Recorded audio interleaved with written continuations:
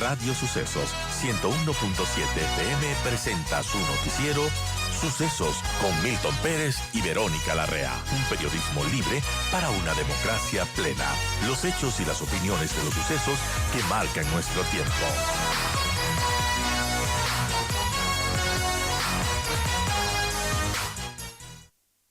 Ustedes tienen una propuesta que le han entregado al presidente de la República para dividir al país en dos zonas, para permitir que el sector pymes y que el sector industrial en general pueda acoplarse mejor a la situación eléctrica. Es casi imposible, solo dependemos del agua y de la naturaleza para que esto se acabe, porque hasta tener proyectos y grandes infraestructuras que vayan corrigiendo el déficit que tenemos de energía pasará mucho tiempo. Buen día. Buenos días, Milton. Buenos días, Verónica. Las pymes, tenemos que ponernos en contexto que son las que menos preparadas están para enfrentar los contingentes. Eso siempre pasa, así nos pasó en la pandemia, así pasó en el paro, así siempre pasa. ¿Por qué? Porque es la que menos recursos tiene. No puede tener en el bolsillo acumulado dinero para este tipo de situaciones. Dicho esto, esa es la desesperación que tenemos en este momento de que cuando la empresa eléctrica Quito nos propone unas restricciones para esta semana, en donde nos cortarían de 7 a 12 del día, de 7 a 12 del Son las día. horas más O productivas. sea, las horas más productivas. Nos darían energía de 12 a 15 horas y nos volverían a cortar de 15 a 18 horas.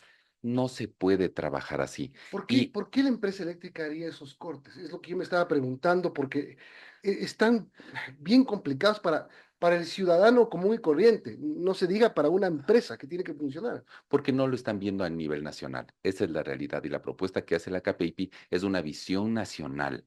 Por eso dividimos en la mitad energéticamente a la República del Ecuador, para que se pueda trabajar lunes, martes, miércoles y jueves la mitad de la demanda nacional y la otra área que sea jueves, viernes, sábado y domingo. Entonces, a la semana de 7 días le hacemos 4 días laborables y le hacemos de descanso obligatoria 3 días. Hacen un pico y placa eléctrico, que lo han Hacemos denominado. un pico y placa eléctrico. Es solo para dar previsibilidad en las restricciones del servicio.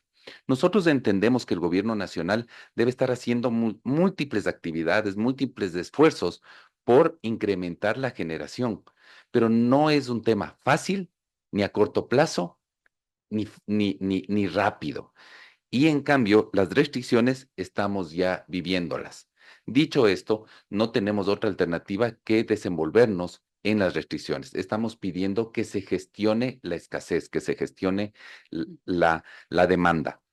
Por eso pedimos que el primer bloque, ese bloque que está en color tomate en los gráficos que les hemos distribuido, sea para lunes, martes, miércoles y jueves. ¿Pero haciendo qué? Trabajando más, trabajando 10 horas diarias. Lo que compensaría los 3 días de descanso obligatorio. Así es, y llegamos a tener las 40 horas semanales de conformidad con lo que exige la ley. Estamos en un estado de excepción en el tema eléctrico. Estamos en un conflicto armado nacional. Estamos en las circunstancias de conmoción nacional. Es viable establecer sin una ruptura de derechos Y laborales, que tampoco es nuestro estos objetivo. cortes eléctricos que no serían de 7 a 17, sí serían antes de las 7 y después de las 5 de la tarde para todo el país, para todo el bloque. Sí, el bloque que no estaría en días laborables, el bloque que estaría en descanso obligatorio, siempre se reduce la demanda, Milton. Ujú. Como es, si usted ve históricamente, de lunes a viernes tiene más demanda, de sábado y domingo menos, porque la industria y el sector productivo no está trabajando. Entonces, es aprovechar esas circunstancias y que la otra mitad del país lo pueda ejecutar. Y el bloque, ajá, Es sí, tal cual un pico y placa energético. y el bloque 2 que trabajaría sábado y domingo, tendría que pagar horas extras o se compensaría con el descanso obligatorio de lunes, martes y miércoles. Eso es lo que esperamos y eso es lo que le proponemos al gobierno nacional, que nos permita trabajar 10 horas diarias. No hay otra salida que trabajar para estas circunstancias. Los ecuatorianos siempre hemos salido adelante con nuestro trabajo y siendo resilientes. Suficiente de quejarse, esperemos que ya llueva, por supuesto, esperemos que hagan las gestiones para que tengamos generación térmica, esperemos muchas cosas, pero a nosotros solo nos corresponde trabajar. Francisco, en esta petición que hace la CAPEIPI al presidente de la República y sus ministros, mencionan un factor que ha sido importante y es la poca previsibilidad que se ha tenido, que no se puede planificar estos cortes porque han sido variables, porque no se cumplen los horarios y demás. Con esta propuesta sí se podría prever y planificar. Sí, en los días que te toca de la semana, en esos 4 días de los 7 que te toca trabajar, no le das movilidad a las restricciones, le das a las personas, a los ecuatorianos que están en descanso obligatorio. Ahí es donde mueves le haces movible si es que llueve, si es que entra una barcaza, o asimismo si se queda sin combustible algún generador, lo haces en el área que está el descanso obligatorio. Ahí es donde tienes de elasticidad respecto de la demanda y la provisión de energía. Le vuelves rígida al área, a los días que están laborables. Realmente es una propuesta que no la hemos analizado en este poco periodo, sino realmente desde las restricciones anteriores, porque vimos esa necesidad en el sector de las pymes, de las pequeñas y medianas empresas, vimos en la población que no avanzábamos a comprar un generador que está dependiendo de la empresa entre 3,000, 1,000 o 30,000 dólares. Así de amplio Claro. es el espectro porque tienes que, de acuerdo a la industria que tengas, tener las condiciones de demanda. Y un tema súper importante, por favor, no nos pidan que ahorremos de energía, porque ahorrar energía es no trabajar. No hay proceso industrial, no hay proceso productivo, no hay trabajo ahora que se lo haga sin electricidad. Nos pueden pedir eficiencia, en eso estamos totalmente de acuerdo. No desperdiciar, totalmente de O sea, acuerdo. apagar luces que estén de más. Por Ese supuesto, tipo de cosas, pero no parar máquinas. le hago un ejemplo, Milton y Verónica. Es como si me dijeran a un padre de familia que de 100 profesores que usted necesita y es responsabilidad del Estado darle a los profesores de 100, le dicen, solo tengo 60 profesores. Por favor, el 40% de niños no los mande a educar, no los mande a la escuela. No, pues nuestro trabajo es mandarles a la escuela. Al Estado le corresponde dar los profesores. En esto, siendo una industria por su naturaleza que tiene economía de escala. Es decir, ¿qué es una economía de escala? Que entre más grande, más organizado, es más eficiente y tiene menos costos. Cuando nos obligan a tener generadores individuales y cada uno en su almacencito y cada uno en su fabriquita, tener generación. Es ineficiente hasta en el consumo de combustibles, o sea, se va contra la responsabilidad social, se va contra la responsabilidad ambiental, se va hasta contra el tema económico. Ahora, Francisco, ¿cómo se dividió el país? Lo naranja es la mitad del país dividido en estos bloques, es absolutamente el mismo consumo y la misma necesidad de energía eléctrica. Perfectamente no puede ser. Estamos hablando de que estamos con un 95% de equilibrio De en equilibrio, en las dos zonas. No se las distribuye por provincia. Eléctricamente, el país en respecto de la demanda no es igual. Ujú. Se lo ha dividido de acuerdo a las áreas de concesión de las distribuidoras y el consumo energético de cada una de las distribuidoras. Entonces, hay distribuidoras que cubren más de una provincia. Claro. Y hay distribuidoras que cubren solo un cantón, como la de Guayaquil. Suficiente con el cantón Guayaquil, CENEL Guayaquil, y está CENEL Guayaquil equivalente y es superior a Quito. Entonces, dicho esto, se lo ha hecho energéticamente en función de la demanda. Y claro, son las distribuidoras. Para que la gente lo entienda, el sector eléctrico se divide en tres. La generación de energía, donde están las hidroeléctricas, las termoeléctricas. Luego pasa a la transmisión.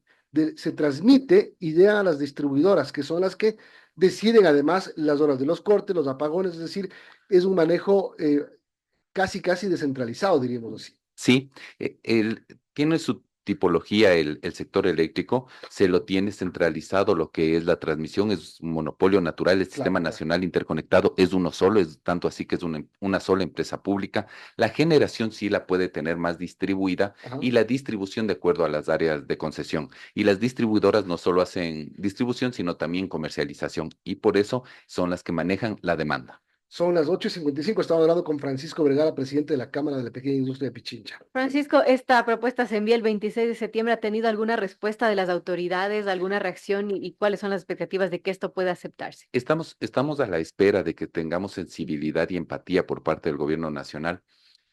Lo repito nuevamente, estamos conscientes de que no es una solución corta, no es una solución fácil, no es una solución barata, el incremento de la generación.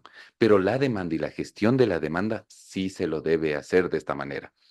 La población y las pymes son las que realmente necesitan empatía. Cuando uno se ve a una gran industria, a un gran comercio, normalmente sí tienen sus equipos de electrógenos, o sea, sus plantas generadoras, y sí tienen una estructura administrativa para adquirir el combustible.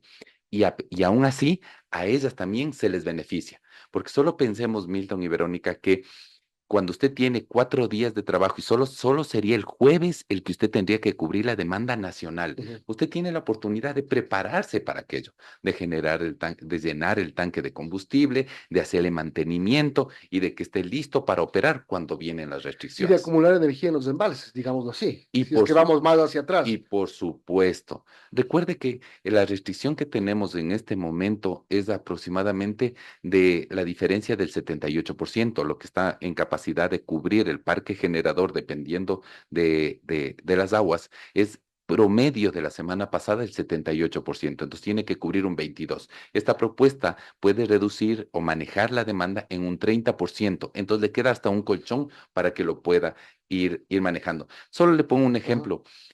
Regreso al día lunes y hay unas diferencias en el tráfico de Quito. No, no es una adivinanza esto, por suerte, es un tema técnico. Usted no dice, voy a cambiar los números de las placas de los vehículos porque va a haber ahora clases, o o porque no va a haber clases, o porque es ya vacaciones. Usted da previsibilidad y ya sabe que su vehículo no circula en el horario determinado los días lunes. Lo mismo le va a pasar a la industria. Lo mismo va a pasar a la industria. Necesitamos trabajar por lo menos 40 horas a la semana. ¿Cuánto ha perdido el sector de la pequeña y mediana industria en esta semana? Este es el inicio de la segunda semana de fuertes racionamientos. Asimismo se merece una explicación, Milton, Ujú. en este tema, y esperamos que el gobierno y todos no nos vean como parte del PIB, solo un 20%. Las pymes, las pequeñas, la población no corresponde a nada más que el 20% del PIB. El 80% es la gran industria, la gran producción, el petróleo, la agroexportación. El 20% nada más son las pymes. Por favor, véannos como empleos, como trabajo. Ahí sí somos fuertes. Eso somos todos. Somos el 80% del empleo adecuado. Y cuando es del subempleo, somos del 100%. Somos del 100% del subempleo. Entonces, cuando nos ven así, lo único que pedimos es empatía.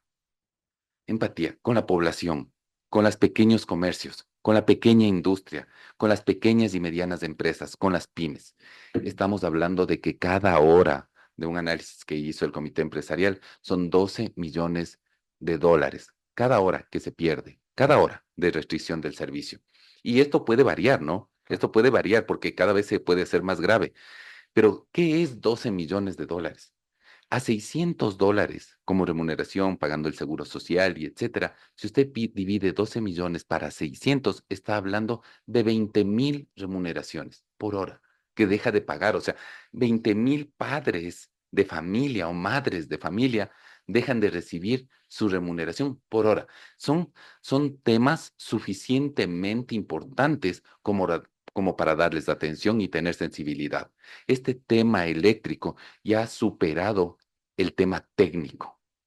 Tiene que pasar es un tema económico-administrativo y eso es lo que estamos esperando. Y esperamos también la respuesta del gobierno, a ver qué dice y qué opina el área energética, sobre todo, que es la que seguramente será consultada por el presidente de la República, sobre esta propuesta. Gracias, Francisco, por haber venido con una propuesta, digamos, es el único sector que ha propuesto algo, porque claro, los otros sectores, y hasta cierto punto con razón, lo que hacen es quejarse, ¿no? Estamos tan complicados, pero con la queja no va a aparecer la luz mañana. Gracias, Francisco Vergara, presidente de la CAPEIPI, por habernos acompañado. Son las 9, tenemos que terminar. Gracias, Milton, gracias.